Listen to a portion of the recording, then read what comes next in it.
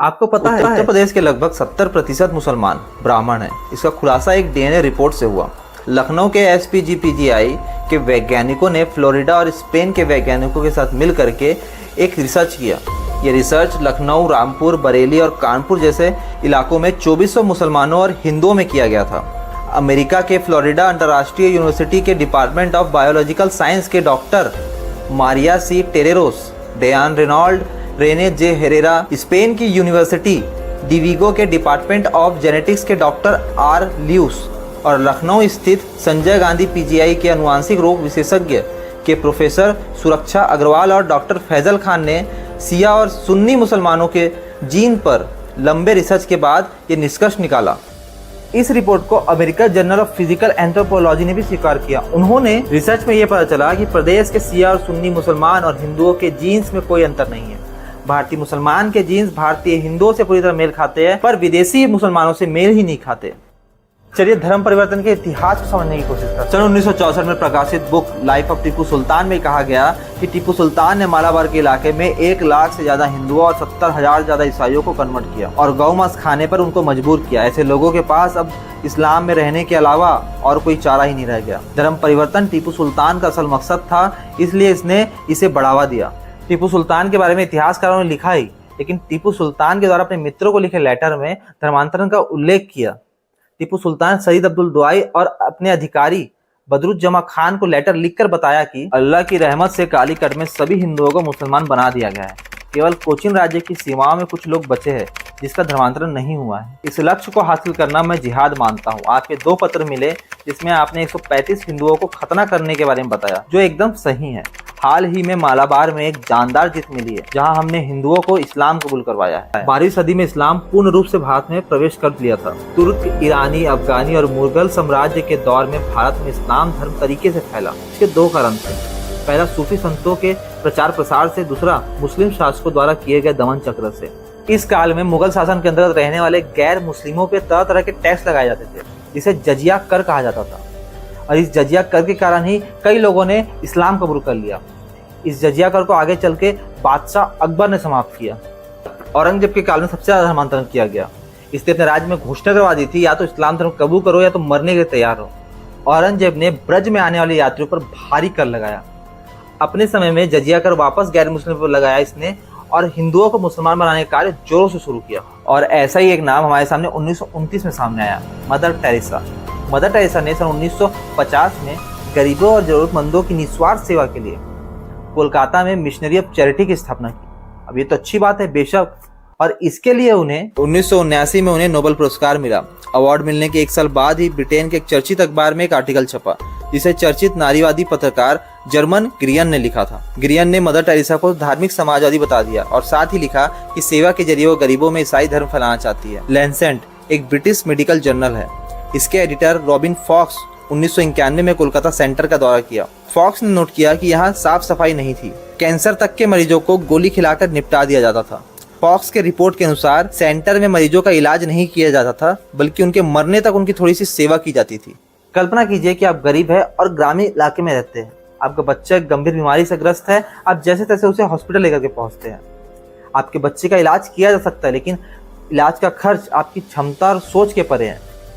इतने में कुछ लोग भगवान बनकर आपके सामने प्रकट होते हैं और कहते हैं कि आपको आपके बच्चे के इलाज के लिए 1 रुपए भी खर्च करने की आवश्यकता नहीं है, आपके बच्चे का निःशुल्क इलाज होगा।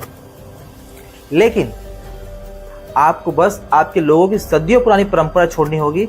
आपके लोग जिस भगवान को पूजते उसे छोड़ना होगा और एक विदेशी धर्म को अपनाना होगा। अब ऐसे में एक गरीब व्यक्ति का रास्ता क्या बचेगा? वो क्या करेगा? महिलाओं को मीलों दूर जाना पड़े पानी के लिए, और वही गांव में एक नया चर्च बनाया जाए जिससे सामने कुआं खोदा जाए। जरा आप सोच सकते हैं कि उस कुएं से पानी लेने की कीमत क्या होगी। स्वामी विवेकानंद जी ने धर्मांतरण की चेतावनी देते हुए यह कहा था कि जब हिंदू समाज का एक व्यक्ति धर्म परिवर्तित करता है तो हिंदू समाज की एक संख्या कम नहीं होती, बल्कि हिंदू समाज के एक शत्रु की संख्या बढ़ जाती है। आज भारत में हिंदुओं का जो धर्म परिवर्तन इतनी तेजी से हो रहा है, उसकी सबसे बड़ी वजह, सबसे बड़ा कारण हिंदू खुद है, और हिंदुओं की वजह से ही हिंदुओं का धर्म परिवर्तन इतनी तेजी से हो रहा है। बात थोड़ी कड़वी है, पर वीडियो पूरा देखना बिना स्किप करे चीजें समझ में आएंगी। उससे पहले कोर्ट और न्यायपालिका की धर्म परिवर्तन को लेकर के क्या सोच है, इसे केस के माध्यम से समझने की कोशिश करते हैं। सन 1999 में उड़ीसा के मोहनपुर गांव में ऑस्ट्रेलियन मिशनरी ग्राहम स्नेल्स उसके 2 बच्चों को जिंदा जला दिया जाता है। इसके आरोप में 2 व्यक्ति रविंद्र कुमार पाल उर्फ दारा सिंह और महेंद्र अब्राहम को आजीवन कारावास की सजा सुनाई जाती है। जस्टिस पी सतशिवम और जस्टिस बी एस चौहान की बेंच ने अपने फैसले में यह कहा कि किसी भी व्यक्ति की आस्था या विश्वास में हस्तक्षेप करना या किसी को झूठा विश्वास दिलाना कि उनका धर्म दूसरों से अच्छा है और व्यक्ति का धर्म परिवर्तित करना किसी भी आधार में सही नहीं है। कई लोग ऐसे होते हैं जो धर्म परिवर्तन करने के बाद अपने पुराने काज से मिलने वाले फायदों को ना छोड़ना पड़े इसे जगजाहिर नहीं करते कि वो धर्म परिवर्तन कर चुके हैं। इसके अलावा भारत में ऐसे बहुत सारे संत हुए जिन्होंने अपना एक अलग संप्रदाय चलाया और अपने तरीके से एक नया धर्म गढ़ने का प्रयास किया। ऐसे संप्रदायों के कारण ही आज हिंदू आपस में बटा हुआ है। गुप्त और मध्य काल में ऐसे संत संप्रदायों का बहुत विकास हुआ। इस काल में वल्लभ संप्रदाय, रामानंद संप्रदाय, माधव, बैरागी, दास, निम्बकार, गौड़िया संप्रदाय, श्री संप्रदाय, उदासीन, निर्मली, दासनामी संप्रदाय, नाथ दादू संप्रदाय, लालदासी संप्रदाय, चरणदासी, राम स्नेही संप्रदाय, निरंजनी संप्रदाय, रामनंदी संप्रदाय, सखी, वारकरी संप्रदाय, नामदेव संप्रदाय, चैतन्य महाप्रभु, गौड़िया संप्रदाय आदि संप्रदायों की रचना हुई। उसी तरह मुसलमानों में भी सूफी संप्रदाय में चिश्ती संप्रदाय, कादरी संप्रदाय, सुहरावर्दी संप्रदाय, नक्शबंदी संप्रदायों का जन्म हुआ। आधुनिक युग में संप्रदायों का प्रचलन पंजाब, राजस्थान, हरियाणा और उत्तर प्रदेश में अधिक रहा। ब्रह्म समाज, आर्य समाज, रामकृष्ण मिशन, जय गुरुदेव का मत, ब्रह्मा कुमारी, राधा स्वामी का मत, ऐसे कई मत प्रचलित है जिन्होंने हिंदू धर्म का अपने तरीके से इस्तेमाल किया। मैंने शुरुआत में एक बात कही थी कि हिंदुओं के धर्म परिवर्तन का सबसे बड़ा कारण हिंदू खुद और हिंदुओं की वजह से हिंदुओं का धर्म परिवर्तन इतनी तेजी से हो रहा है। देखिए, हमारे आज के लिए हमारा बीता हुआ कल जिम्मेदार है और हमारे आने वाले कल के लिए हमारा आज जिम्मेदार होता है। कहीं ना कहीं धर्म की आड़ में जाति प्रथा के नाम में दलित समाज के साथ इस तरीके का व्यवहार किया गया इतिहास में जो निंदनीय है। इसका फायदा दूसरे धर्म के लोग उठा करके अभी तक धर्म परिवर्तित कराते आ रहे हैं और ये नाराजगी, ये दुख दलित समाज में आज भी है कि उन्हें समाज से कटा हुआ महसूस होता है। बाबा साहब आम्बेडकर ने जब मनुस्मृति को जला करके हिंदू धर्म छोड़कर बौद्ध धर्म अपनाया था, उस समय से आज तक कई लोगों ने इस जाति प्रथा से परेशान होकर के बौद्ध धर्म या ईसाई धर्म अपनाया है। अब मैं ये नहीं कह रहा कि धर्मांतरण के लिए बाबा साहब आम्बेडकर जिम्मेदार है, लेकिन मैं ये जरूर कह रहा हूँ कि कहीं ना कहीं इतिहास इस धर्मांतरण के लिए जिम्मेदार है। इतिहास में धर्म की आड़ में ऊंची जाति के लोगों ने नीचे जाति वाले लोगों के साथ ऐसे कार्य किए हैं कि उन्हें मजबूर होकर के आज तक अपना धर्म छोड़ करके दूसरे धर्म को अपनाना पड़ रहा है। इसके लिए ना सनातन जिम्मेदार है, ना ही बाबा साहब आम्बेडकर जिम्मेदार है। इसलिए जिम्मेदार है सिर्फ और सिर्फ इतिहास में किए गए वो काम और वो लोग जो जाति प्रथा के नाम में आज भी लोगों में भेदभाव करते हैं। दूसरा सबसे बड़ा कारण है हिंदुओं के धर्मांतरण का अज्ञानता। अज्ञानता मतलब ये नहीं कि आप कम पढ़े लिखे हैं। कितने माँ बाप ऐसे हो गए हिंदुओं में जो अपने बच्चों को रामायण, भगवत गीता या वेदों के बारे में चर्चा करते होंगे, बताते होंगे। कितने लोग भगवत गीता या रामायण का पाठ करते होंगे, उनके बारे में जानकारी होगी। पूजा का मतलब हमारे हिंदू धर्म में अधिकतर लोगों को यही पता है कि भगवान की फोटो के सामने अगरबत्ती दिखाना है और अपने स्वार्थ पूर्ति के लिए हाथ जोड़ के जितना मांग सकते हैं उतना मांगना है। पूजा का मतलब यही होगा। कितने हिंदू ऐसे हैं जो अपने ही देवी देवताओं पर अपशब्द बोलने से पीछे नहीं हटते। ऐसे वीडियोस कई आते रहते सामने। जो लोग सिर्फ लालच में धर्म परिवर्तन करते हैं वो लोग किसी धर्म के नहीं हो सकते, वो लोग सिर्फ हिंदू विरोधी हो सकते हैं। ऐसे लोग सिर्फ दोगले थे और दोगले रहेंगे। आज मुगलों या फिर अंग्रेजों का शासन नहीं जो जबरन धर्मांतरण किया जाए। लोग बोलते हैं धर्मांतरण किया जा रहा है।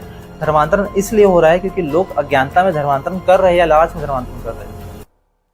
कहीं ना कहीं वो हिंदू ही थे जिन्होंने मुगलों और अंग्रेजों से दोस्ती की थी। अपने आने वाली पीढ़ियों को रामायण वेद का ज्ञान देने के बजाय, धार्मिक ज्ञान देने के बजाय शबाब, शराब और ताकत की लालच में वेस्टर्न कल्चर को अपनाते गए और लोग अपनी संस्कृति को भूलते गए। अब शायद कई लोग ये कहे कि मैंने धर्मांतरण कर लिया इसलिए मैं सब बातें कर रहा हूँ। तो मैं बता दूं, मैं जिस समाज से आता हूँ उसे लोग दलित कहते हैं, पता नहीं क्यों। और मैं एक हिंदू हूँ। अब मुझसे मेरा हिंदू होने का अधिकार ना ही कोई बड़ी जात वाला, ना ही कोई दूसरे धर्म वाला, ना ही कोई सरकार, ना ही कोई ताकत, यहाँ तक कि खुद भगवान भी मुझसे नहीं छीन सकता। मैं एक हिंदू था और एक हिंदू रहूंगा। मैंने धर्म परिवर्तन किया है, ना करूंगा। चलिए इस वीडियो का अंत यही करते हैं। जल्दी मिलेंगे अगले वीडियो में। तब तक चैनल को सब्सक्राइब करके लाइक और शेयर जरूर कर देना।